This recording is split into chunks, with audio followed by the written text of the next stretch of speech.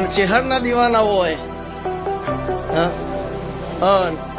કોઈ દાડો બાપડા બચેરા બનવાની વેળામાં તો પડિયતના મકવાણાની માતાના કેવું, તો મહાદેવ ભુવાની માતાના કેવું હોય.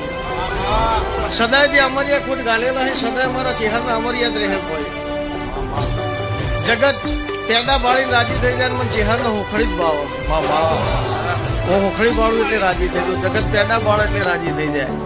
પણ મને ચેહરને હોખડી બાવે એવું કારણ મને સેટ થવાની કોઈ જરૂર નહીં, કારણ કે હું તો ચેહર વર્ષોથી સેટ જ છું. જે દાડા ધરતી ઉપર આવીએ દાડા પણ મારા ચરણમાં મારા શરણમાં ચેહરના બેઠા છે, એમના શેઠ બનાવવાનો મને શોખ હોય.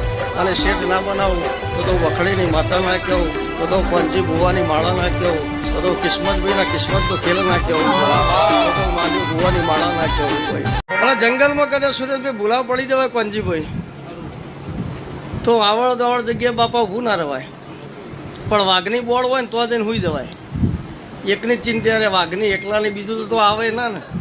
બીજાને તો ખબર હોય કોઈ જ્યાં જેવું નહીં, વાઘ સહી એટલે બીજો એ આવશે નહીં. એટલે તમે હરણું લીધું હોય, વાઘનું લીધું હોય, ગ્રુપને શરણું લીધું હોય તો વાઘનું લીધું હોય. એટલે વાઘની બોળે કોઈ તમને વધુ આવશે નહીં, બીજું કોઈ આવશે નહીં કોઈ. એટલે આ ચેહર તમારા ઉપર રાજી થઈ ગયું હોય. હું ભિખારી જીવનની માતા ધૂણતી